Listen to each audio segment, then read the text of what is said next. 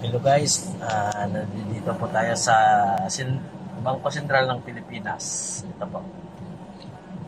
Tapos may malaking building, pero bawal lang po kasi ano po dito, masyadong ano tong Bangko Sentral ng Pilipinas, masyadong mahigpit.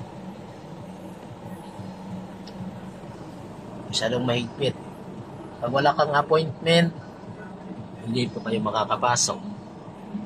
Tsaka kailangan kumpleto po kayo dito kasi kung hindi po kayo makakapasok dito sa Bangko Sentral ng Pilipinas. Ayan po, napakaganda ng garden nila guys.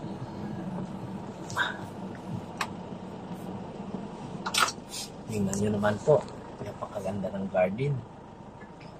Alagang-alaga yung Bangko Sentral ng Pilipinas natin guys. Ayan po, napakaganda po. Ayan po, yung mga nagtatrabaho, mabait naman ang mga gwardiya dito. Kaya wala ka naman masabi dito guys, mabait ng mga tao dito.